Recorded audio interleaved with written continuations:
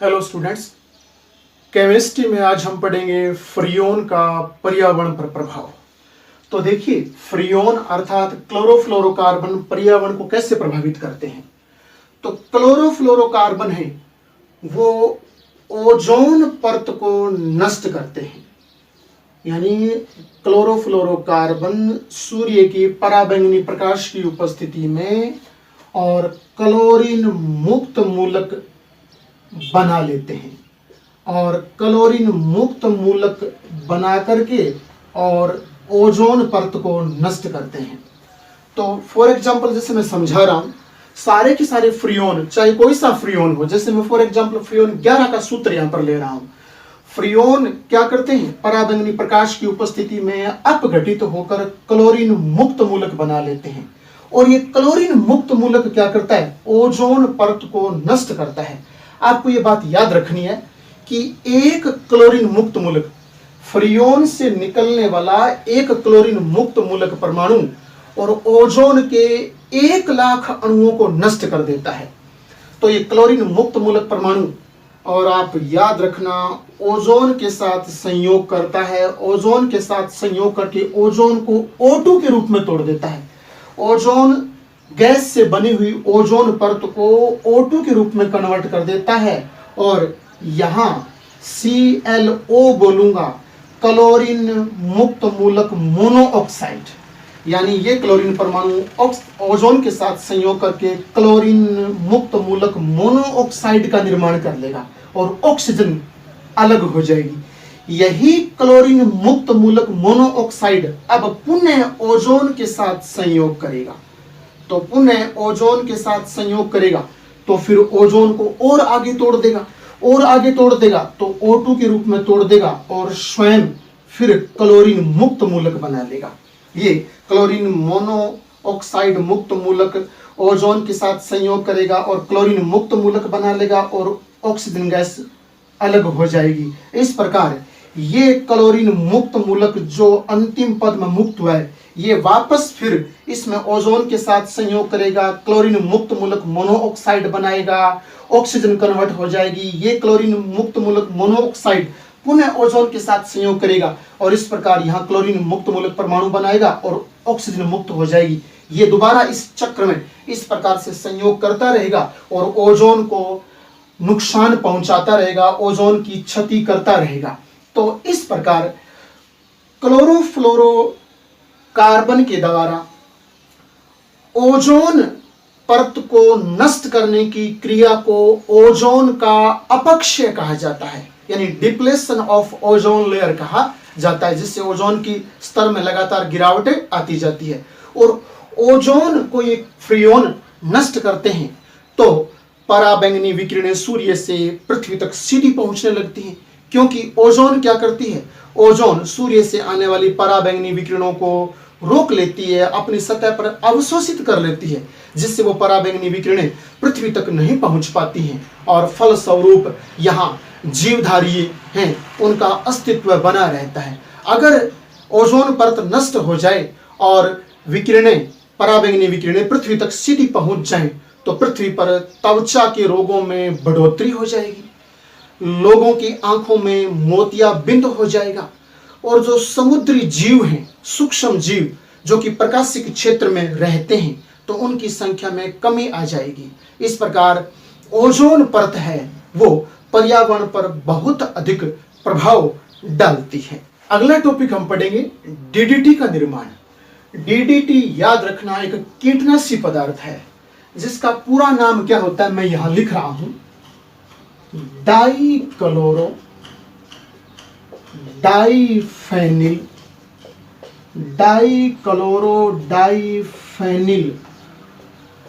ट्राइक्लोरोएथेन। DDT का पूरा नाम आप याद रखना, डाइक्लोरोडाइफेनिल और ट्राइक्लोरोएथेन, ये आपके DDT का पूरा नाम होता है। इससे बनता है डाइक्लोरोडाइफेनिल ट्राइक्लोरोएथेन। आप याद रखना।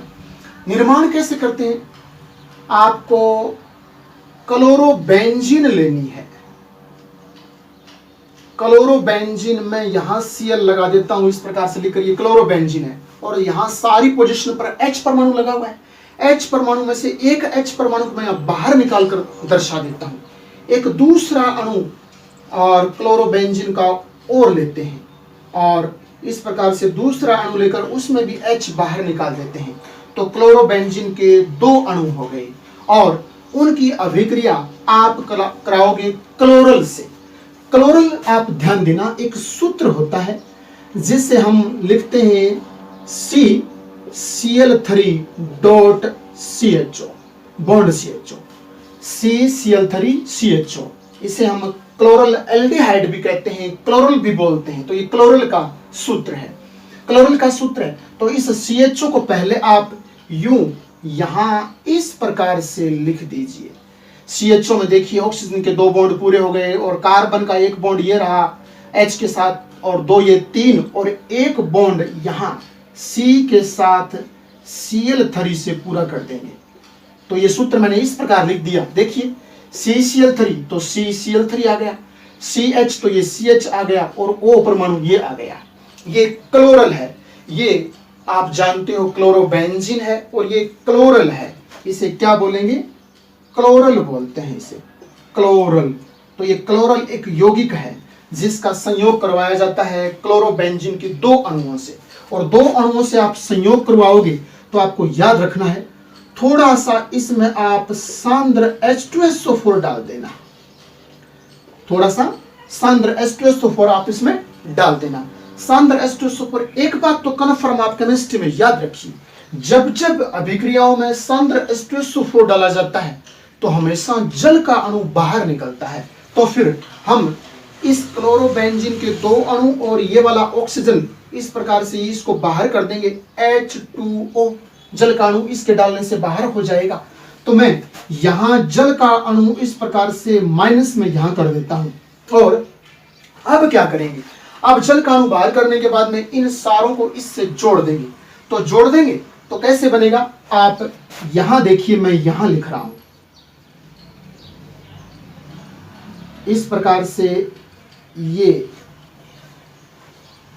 क्लोरो वाला बेंजीन का जो भाग है वो यहां लिख देता हूं, ठीक है। और देखिए ये वाला बॉन्ड और ये वाला बॉन्ड, इसकी बात कर रहा हूं, ये ऑक्सीजन की ये दो बॉन्ड है ना, इन बॉन्ड से संयोग करवा देंगे। जैसे ये बॉन्ड इधर यूं लिख दूंगा, तो कहने का अर्थ आपके CH का जो दो बॉन्ड है, एक बॉन्ड तो इस पोजीशन से आ जाएगा और एक बॉन्ड इस पोजीशन से आ जाएगा।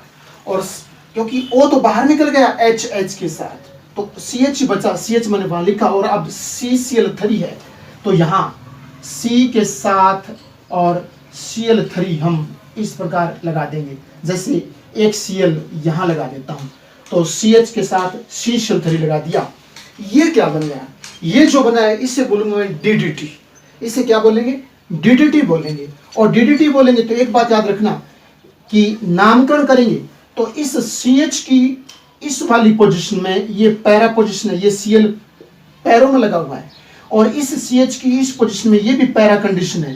तो जिसमें दो पैरा कंडीशन आ गई, तो नाम लिखते समय मैं यूं बोल दूं किसी एक को, तो यानी ये भी पैरा ये भी पैरा, तो ध्यान देना एक साथ दोनों आ गई, तो एक को डैश से कर देते हैं, इसको डैश से कर दिया यानी P-P, या फिर इसको डैश से कर दूं P-P, तो फिर इसका फुल फॉर्म में नाम क्या हो जाएगा? नाम ये हो जाएगा P-P, ठीक है ना, P-P डाइक्लोरो, यानी यूं बोल दूंगा P डाइक्लोरो डाइफेनिल, बेंजीन वाले को IUPAC फेनिल बोलती है, तो P डाइक्लोरो डाइफेनिल, और ये ट्राइक्लोरो, तीन Cl लगे हैं तो बोलूंगा ट्राइक्लोरो। और याद रखना दो कार्बन है, दो कार्बन को आप जानते हो एथ बोलते हैं, सिंगल बॉन्ड है तो एन, तो ट्राइक्लोरो एथेन।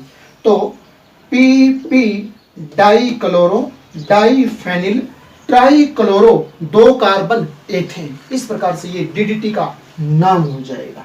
तो DDT का नाम और ये सूत्र और ये बनाने की प्रक्रिया एग्जाम में कई बार पूछी गई है, इंपॉर्टेंट है, याद रखना। तो एक बार रिपीट कर देता हूं कि कैसे बनाओगे DDT। कि क्लोरोबेंजीन के दो अणुओं की अभिक्रिया जब सांद्र H+O4 की उपस्थिति में क्लोरल के साथ करवाई जाती है तो जल के अणु का निष्कासन हो जाने से DDT बनती है, और DDT एक कीटनाशी पदार्थ है। ये बात आपको याद रखना है, क्योंकि परीक्षाओं में अक्सर ऐसा पूछा जाता है कॉम्पिटिटिव एग्जाम में कि DDT एक है कवकनाशी, शाकनाशी, कीटनाशी, इस प्रकार के प्रश्न पूछे जाते हैं। तो DDT एक कीटनाशी पदार्थ है। टॉपिक BHC का निर्माण। BHC बेंजीन हेक्सा क्लोराइड, आप याद रखना, बेंजीन हेक्सा क्लोराइड, जिसे अपनी सामान्य भाषा में फाकारी दवाई बोलना तो वो BHC कहलाती है। तो BHC बेंजीन हेक्सा क्लोराइड, इसके कई नाम और हैं। इसे छह भी कहा जाता है, बताऊंगा मैं, क्योंकि याद रखना 666 यानी 666 क्यों कहा जाता है, क्योंकि इसमें 6 तो कार्बन परमाणु होते हैं, 6 क्लोरीन परमाणु होते हैं, 6 हाइड्रोजन परमाणु होते हैं, इसलिए इसे 666 कहा जाता है। इसका एक अन्य नाम और याद रखना, इसे गैमेक्सीन भी कहते हैं, गैमेक्सेन बोलते हैं, गैमेक्सेन, याद रखना गैमेक्सेन, और इसे लिंडेन भी कहा जाता है। तो ये आपको याद रखने हैं, और इन नामों से एग्जाम में पूछा भी गया है। तो BHC बेंजीन हेक्सा क्लोराइड को 666 भी कहा जाता है, गैमेक्सेन भी कहा जाता है, लिंडेन भी कहा जाता है, और सामान्य भाषा में और फाका वाली दवाई से बोलते हैं। और ये भी एक कीटनाशी है, ये भी आपको याद रखना है कि ये शाकनाशी नहीं है, कवकनाशी नहीं है, बल्कि एक कीटनाशी पदार्थ है ये। और बनाते कैसे, बनाने के लिए मैं आपको यूं समझा रहा हूं, आप इसे समझिए कि हम बेंजीन है वो ले लेते हैं, और ये मैंने बेंजीन है उसका सूत्र मैं आपके सामने लिख रहा हूं, और वो भी संरचना सूत्र लिख रहा हूं बेंजीन का। आप जानते हो बेंजीन में 6 तो कार्बन होते हैं, 6 H होते हैं। कहीं से भी बॉन्ड पूरे कर देता हूं, कार्बन के इस साइड से लगा दिया तो यहां ना लगा करके यहां लगा देता हूं, अब यहां लगा दिया, ये छोड़ दूंगा तो यहां लगा देता हूं, किसी भी राउंड में आ जाइए आप लगा दीजिए, ये बेंजीन बन गई।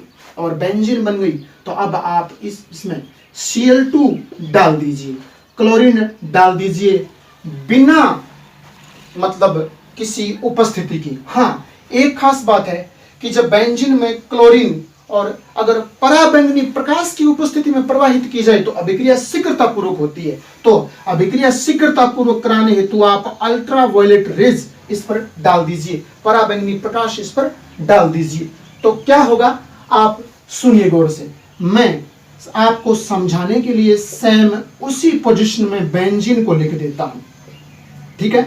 और यहां यूं करता हूं आप लोगों को समझाने के लिए कि इसमें प्रत्येक कार्बन के साथ H तो कन्फर्म होता है, प्रत्येक कार्बन के साथ H कन्फर्म होता है। तो पहले मैं यहां एक H लगा देता हूं हर पोजीशन पर, जिससे ये और बेंजीन का रूप बन गया। बेंजीन तो नहीं बना है क्योंकि बॉन्ड पूरे नहीं है कार्बन के, इसलिए, लेकिन बेंजीन का एक रूप बन गया है साइक्लो के रूप में, चक्रीय रूप में।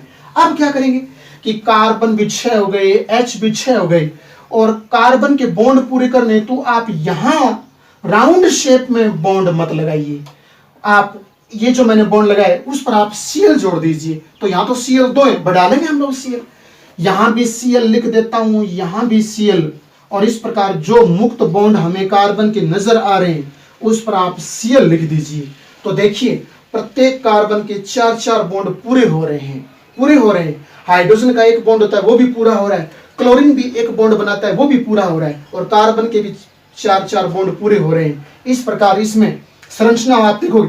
अब आप इसमें राउंड शेप में यूं नहीं लगा सकते, आपका गलत हो जाएगा, संरचना सूत्र है वो। और इसी प्रकार आप यूं बॉन्ड लगाते हो, वो बॉन्ड भी आप नहीं लगा सकते तो भी गलत हो जाएगा। तो ये एग्जाम में जब पूछा जाता है तो विद्यार्थी क्या करते हैं, यहां राउंड शेप देकर के यहां भी राउंड शेप लगा देते हैं, जिससे गलत हो जाता है। तो इसमें देखिए प्रत्येक कार्बन के साथ H तो पहले ही उपस्थित था, और हमने एक Cl जोड़ दिया, यहां Cl 6 हो गए, तो संतुलित करने तो मैं यहां 3 लगा देता हूं, 3 दूनी 6 Cl हो जाने से 6 Cl यहां आ गए। तो प्रत्येक कार्बन पर H भी है और Cl परमाणु भी है। इसमें अब 6 तो कार्बन है, 6 H परमाणु है और 6 Cl परमाणु है, इसलिए इसे 666 कीटनाशी भी कहा जाता है और गैमेक्सेन और लिंडेन भी इसे बोलते हैं। तो ये BHC का सूत्र आप याद रखना, इस प्रकार से लैंग्वेज के रूप में लिखें। हाँ, एक बात आपको यहां ये और समझा देता हूं कि इस प्रकार एग्जाम में देकर कंफ्यूज करने हेतु आपको, और यूं अभिक्रिया ये एग्जाम में आई हुई है, ठीक है ना, आई हुई है, तो ये आपको जब दे दे तो आप ये राउंड शेप बना करके और इस पर बस आपको यूं करना है। प्रत्येक कार्बन के साथ अंडरस्टैंडिंग है कि यहां H लगे तो यहां H है, ऑलरेडी है, तो आपको यहां Cl और जोड़ने हैं, बाकी कुछ नहीं करना है, कुछ नहीं करना है। अब एक ध्यान दीजिए, ये वाला राउंड शेप बंद पूरे करने हैं तो यहां नहीं आएगा, यहां आप लगा दोगे तो गलत हो जाएगा आपका, तो ये शेप आएगा ये। और इसका IUPAC पद्धति में नाम क्या होगा, कहीं से शुरू कर दो, 1 2 3 4 5 6, और इसमें आपके 6 क्लोरो हैं तो बोलूंगा हेक्सा, 1 2 3 4 5 6 हेक्सा क्लोरो, फिर बोलूंगा साइक्लो और hexane, cyclo hexane, 1 2 3 4 5 6 hexa chloro cyclo hexane, BHC का IUPAC पद्धति में नाम होता है। तो जब बेंजीन की अभिक्रिया अल्ट्रावायलेट रेज की उपस्थिति में क्लोरीन के साथ करवाई जाती है तो बेंजीन हेक्साक्लोराइड बनती है, जो कि एक कीटनाशी पदार्थ होता है। ये बात आपको याद रखना है। इसी के साथ हमारा ये लेसन समाप्त हुआ। हम नया लेसन शुरू करेंगे नेक्स्ट वीडियो।